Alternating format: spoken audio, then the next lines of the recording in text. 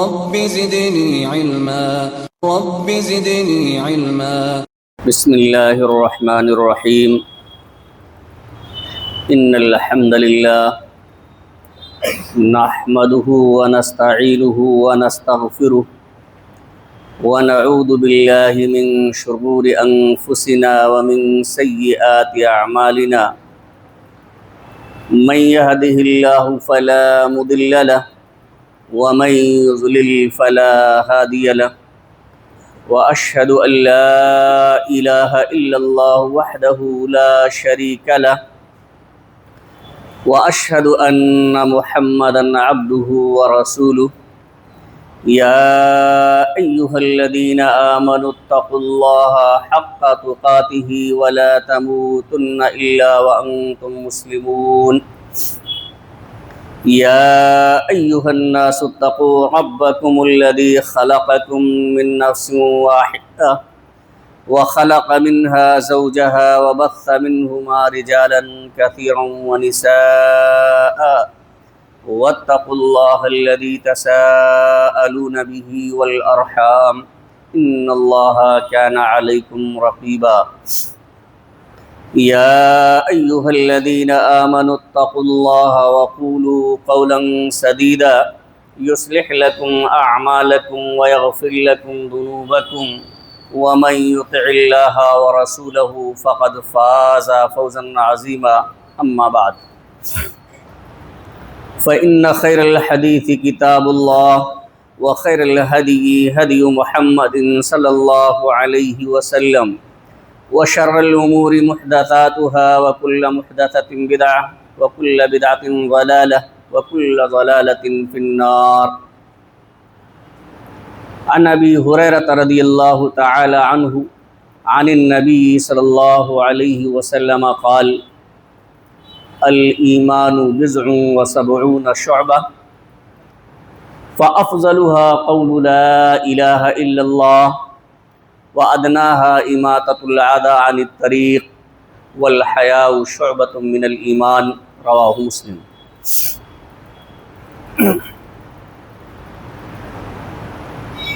معزز سامعین کرام، حاضرین جمعہ، امت مسلمہ کے نوجوان ساتھیوں، عزیز طلبہ اور پردہ نشین میری ماں اور بہنوں، خطبہ مسنونہ کے بعد حضرت ابو ہریرہ رضی اللہ تعالیٰ عنہ سے مروی ایک روایت میں نے آپ حضرات کے سامنے پڑھی ہے۔ آج کے اس جمعہ کے خطبے میں اسی حدیث شریف کی روشنی میں حیا کے تعلق سے کچھ باتیں میں آپ حضرات کے سامنے عرض کرنا چاہتا ہوں۔ اللہ رب العالمین سے دعا ہے کہ الہ العالمین ہمیں کتاب و سنت کی روشنی میں صحیح بات کہنے اور کما حقہ اس پر عمل کرنے کی توفیق عطا فرمائے، آمین۔ حاضرین گرامی، اس حدیث شریف کے اندر اللہ کے رسول صلی اللہ علیہ وسلم نے ایمان کی تشبیہ درخت سے دی ہے۔ جس طرح سے شجر اور درخت کے اندر بہت سی ڈالیاں، شاخیں ہوتی ہیں، پتے ہوتے ہیں، اس میں پھل بھی آتے ہیں، پھول بھی لگتے ہیں، اسی طرح سے ایمان کی بھی کچھ شاخیں ہیں، کچھ خصلتیں ہیں۔ یہ اللہ کے رسول صلی اللہ علیہ وسلم نے تشبیہ دی ہے۔ کبھی آپ دیکھتے ہوں گے کہ درخت میں پھل بھی ہوتے ہیں، پتے بھی ہوتے ہیں، شاخیں بھی اس کی صحیح ہوتی ہیں، اور وہ درخت بالکل ہرا بھرا ہوتا ہے، بہت ہی خوشنما معلوم ہوتا ہے۔ اسی طرح سے وہ مومن جن کے اندر ایمان کی جو خصلتیں ہیں، ایمان کی جو خوبیاں بیان کی گئی ہیں، وہ خوبیاں پائی جاتی ہیں تو وہ بھی اسی درخت، ہرے بھرے درخت کی طرح سے خوشنما ہوتے ہیں، اچھے لگتے ہیں۔ لیکن کبھی کبھی آپ دیکھتے ہیں کہ درخت سے پتے جھڑ جاتے ہیں، درخت تو باقی رہتا ہے لیکن پتے جھڑ گئے ہیں، کچھ شاخیں ٹوٹ گئی ہیں، تو درخت کے باقی رہنے کے باوجود بھی اس کے اندر وہ خوبصورتی نہیں رہتی، دیکھنے میں اتنا خوشنما وہ معلوم نہیں ہوتا۔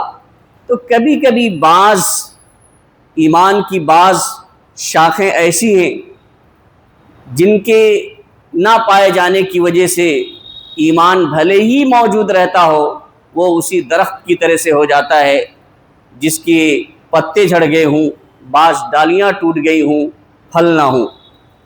اللہ کے رسول صلی اللہ علیہ وسلم نے فرمایا الایمان بضع و سبعون شعبہ، ایمان کی 70 سے زائد شاخیں ہیں، یعنی ایمان کی خصلتیں 70 سے زائد ہیں۔ فَأَفْضَلُهَا قَوْلُ لَا إِلَهَ إِلَّا اللَّهُ، اور اس میں سب سے افضل جو خصلت ہے وہ لا الہ الا اللہ کا کہنا ہے،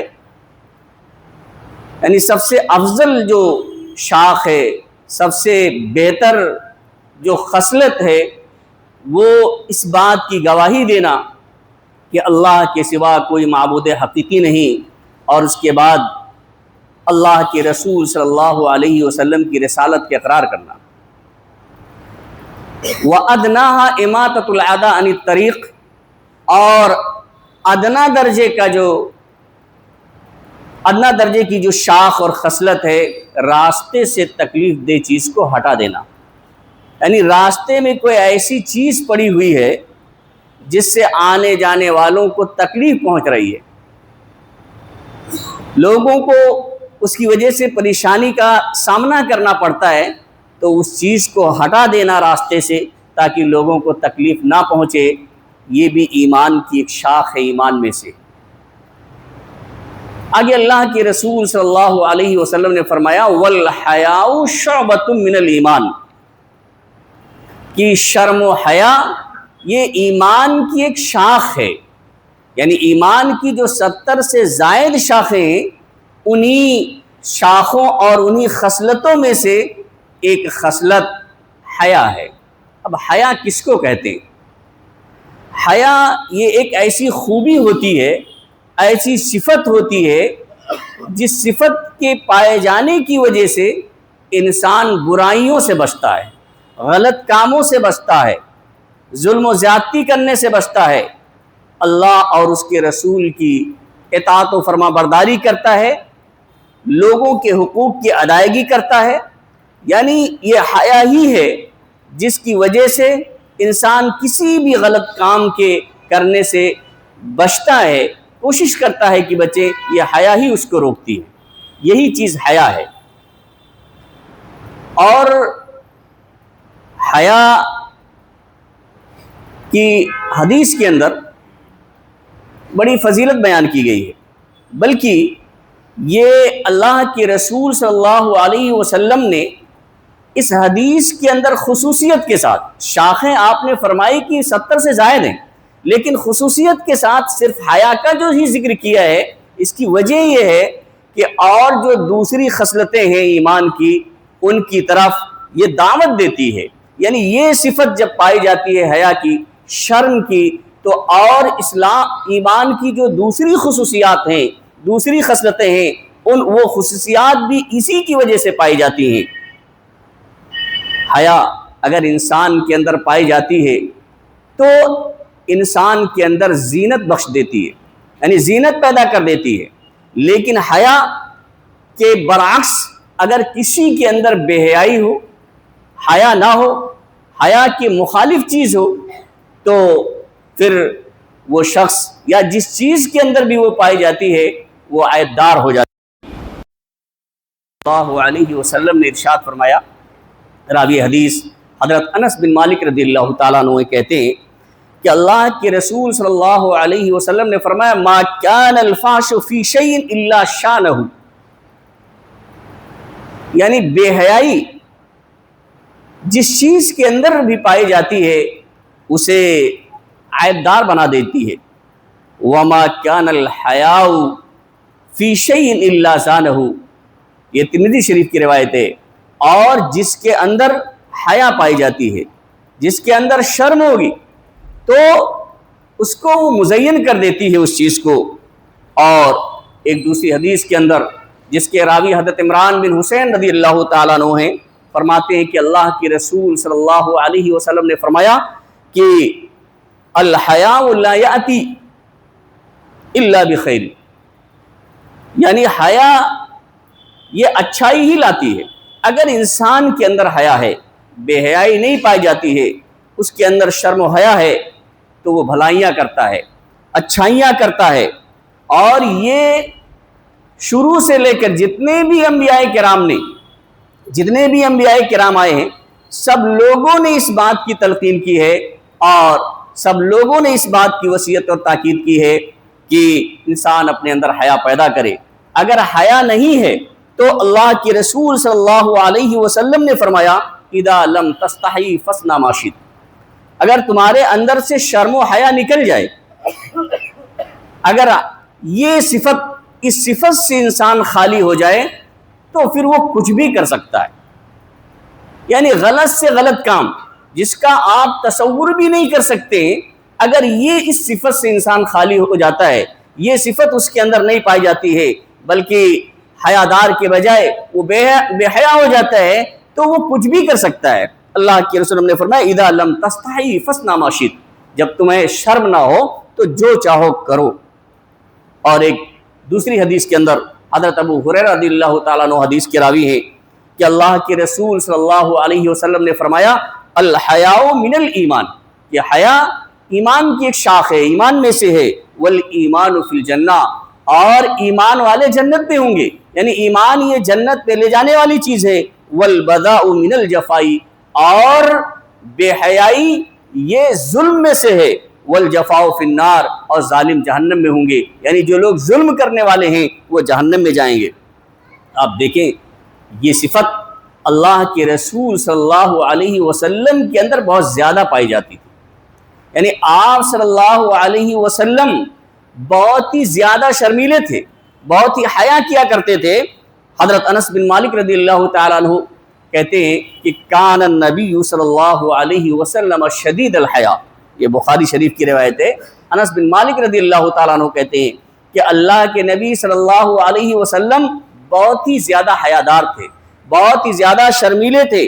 بلکہ ایک روایت میں حضرت ابو سعید خدری رضی اللہ تعالیٰ عنہ سے روایت ہے، کہتے ہیں کہ کان النبی صلی اللہ علیہ وسلم اشد حیاء من العذراء فی خدرها، یعنی پردہ نشین کنواری لڑکیوں سے بھی زیادہ آپ شرمیلے تھے۔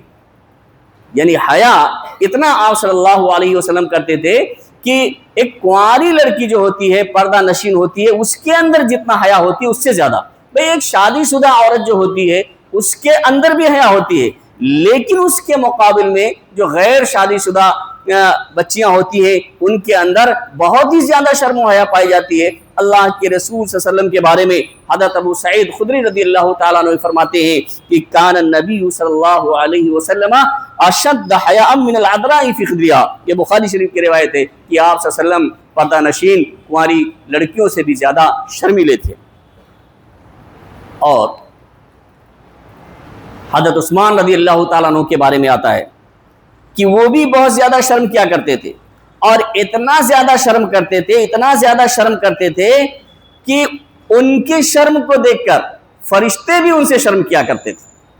ایک روایت ہے جس میں حضرت عائشہ صدیقہ رضی اللہ تعالیٰ عنہ بیان کرتی ہیں کہ اللہ کے رسول صلی اللہ علیہ وسلم میرے گھر میں لیٹے ہوئے تھے، اور آپ کی ران کھلی ہوئی تھی، آپ کی دونوں پنڈلیاں کھلی ہوئی تھیں، آپ لیٹے ہوئے ہیں اور آپ کی دونوں پنڈلیاں اور آپ کی ران کھلی ہوئی ہے۔ حضرت ابوبکر صدیق رضی اللہ تعالیٰ عنہ تشریف لاتے ہیں، اجازت طلب کرتے ہیں گھر کے اندر داخل ہونے کے لیے۔ آپ صلی اللہ علیہ وسلم اجازت دیتے ہیں، حضرت ابوبکر رضی اللہ تعالیٰ عنہ تشریف لاتے ہیں۔ آپ جس حالت میں تھے اسی حالت میں رہتے ہیں، اپنے کپڑے کو صحیح نہیں کرتے۔ اس کے بعد حضرت عمر رضی اللہ تعالیٰ عنہ تشریف لاتے ہیں اور وہ بھی اجازت طلب کرتے ہیں اندر آنے کے لیے، آپ صلی اللہ علیہ وسلم انہیں اجازت دے دیتے ہیں، وہ بھی اندر آتے ہیں، آپ اسی حالت میں رہتے ہیں، کپڑے صحیح نہیں کرتے ہیں، آپ کی پڈلیاں پہلی بھی کھلی تھیں اور اب بھی کھلی ہوئی ہیں، لیکن جب حضرت عثمان غنی رضی اللہ تعالیٰ عنہ تشریف لاتے ہیں اور وہ جب اجازت طلب کرتے ہیں تو اللہ کے رسول صلی اللہ علیہ وسلم اٹھ کے بیٹھ جاتے ہیں، اپنے کپڑے کو صحیح کر لیتے ہیں، اپنے ران کو ڈھک لیتے ہیں، اپنی دونوں پڈلیوں کو ڈھک لیتے ہیں، اس کے بعد جب چلے جاتے ہیں تو حضرت عائشہ صدیقہ رضی اللہ تعالیٰ عنہا کے سامنے یہ پورا واقعہ پیش آتا ہے۔ وہ سوال کرتی ہیں کہ اللہ کے رسول صلی اللہ علیہ وسلم دخل ابو بکر فلم تحتش له ولم تبالیہ ثم دخل عمر فلم تحتش له ولم تبالیہ، یعنی کہا کہ ابو بکر آئے، عمر آئے، تب تو آپ نے اہتمام نہیں کیا، اپنے جو ہے جسم کو آپ نے نہیں ڈھکا، کپڑے نہیں صحیح کیے، آپ نے کوئی پرواہ نہیں کی، لیکن جب ثم دخل عمر، پھر عثمان رضی اللہ تعالیٰ عنہ جب داخل ہوئے فجلست وسویت ثیابک، پھر آپ بیٹھ گئے اور اپنے کپڑے کو صحیح کر لیا۔ یہ جب حضرت عائشہ صدیقہ رضی اللہ تعالیٰ عنہ نے اللہ کے رسول صلی اللہ علیہ وسلم سے جب سوال کیا، پوچھا کہ آخر ایسا آپ نے کیوں کیا، تو اللہ کے رسول صلی اللہ علیہ وسلم نے اپنی زبان مبارک سے ارشاد فرمایا، الا استحی من رجل تستحی منہ الملائکہ، کیا میں ایسے شخص سے، ایسے بندے سے شرم نہ کروں جس سے فرشتے بھی شرم کرتے ہیں؟ یہ اللہ کے رسول صلی اللہ علیہ وسلم نے فرمایا۔ تو حیا یہ ایمان کی خصلت ہے اور حیا ہر شخص کے اندر ہونی چاہیے۔ اگر یہ صفت انسان کے اندر سے نکل جائے گی تو وہ کچھ بھی کر سکتا ہے، کوئی چیز اس سے بعید نہیں ہے، غلط سے غلط کام کر سکتا ہے۔ آپ نے سنا ہوگا حضرت موسیٰ علیہ السلام کے بارے میں، یہ جو آیت کریمہ ہے اسی واقع، یا ایھا الذین آمنوا لا تکونوا کالذین آذوا موسیٰ فبرأہ اللہ مما قالوا وکان عند اللہ وجیہا۔ اس میں ایک واقعے کا بیان بھی ہے، اصل میں حضرت موسیٰ علیہ السلام کے بارے میں آتا ہے کہ ان موسیٰ کان رجلا حییا ستیرا، کہ موسیٰ علیہ السلام بہت ہی زیادہ شرم کرنے والے تھے۔ موسیٰ علیہ السلام کے بارے میں آتا ہے، یہ بخاری شریف کی روایت ہے، راوی حدیث حضرت ابو ہریرہ رضی اللہ تعالیٰ عنہ کہتے ہیں کہ اللہ کے رسول نے فرمایا کہ موسیٰ علیہ السلام بہت زیادہ حیا کرنے والے تھے اور بہت ہی زیادہ پردہ بھی کرنے والے تھے۔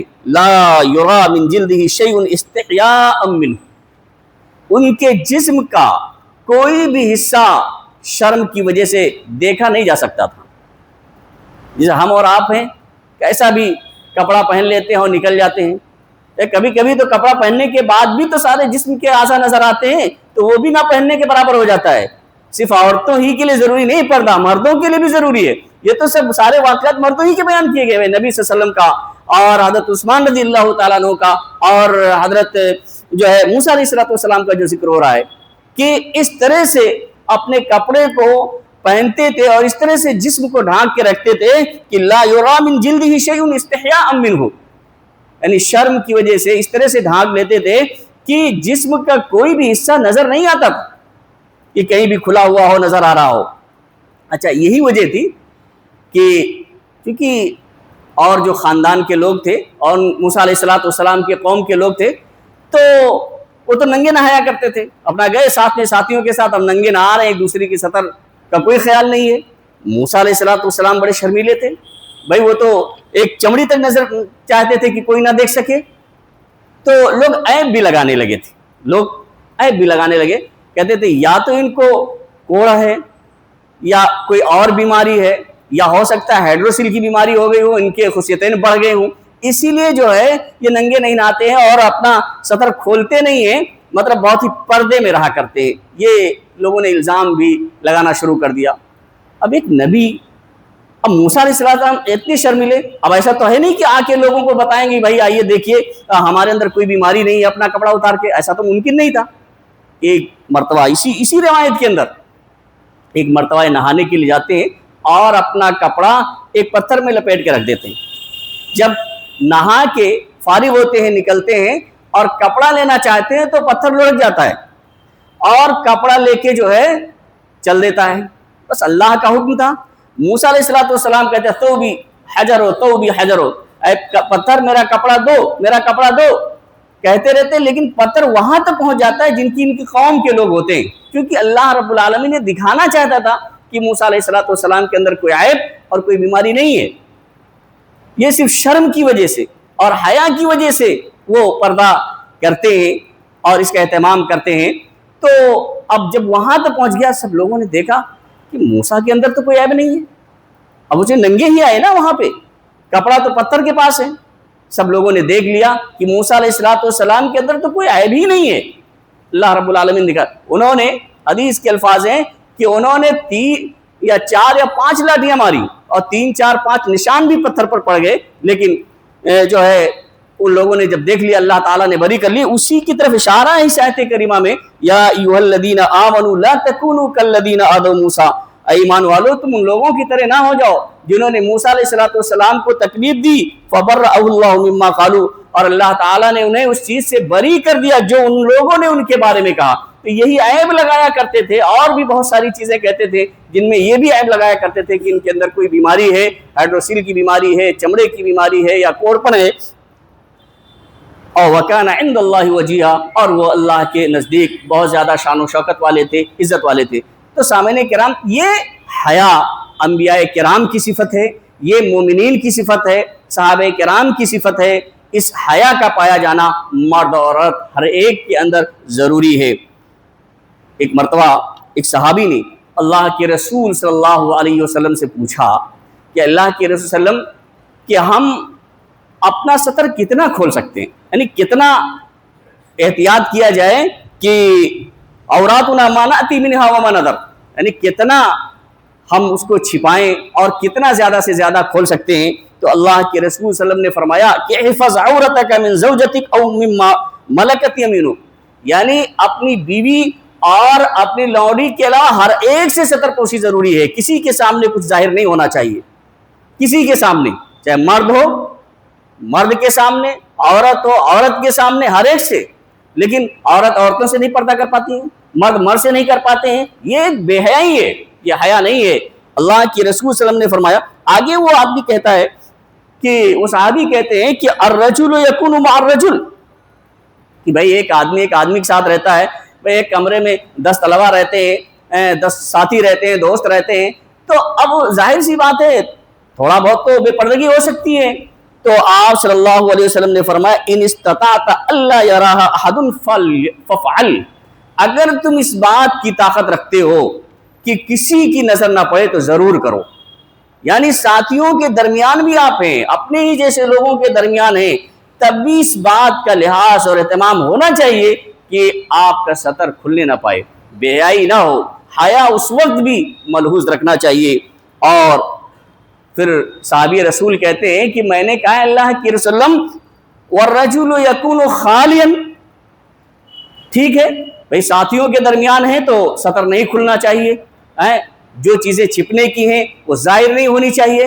لیکن ایک آدمی تنہا ہے، بھئی روم میں رہتا ہے، اپنے فلیٹ میں تنہا رہتا ہے، کوئی اور نہیں رہنے والا ہے، تو اس کے بارے میں کیا ہے؟ مطلب کہنا یہ تھا کہ اگر تنہا ہے تو اگر سطر کھلا ہے تو کوئی مسئلہ نہیں.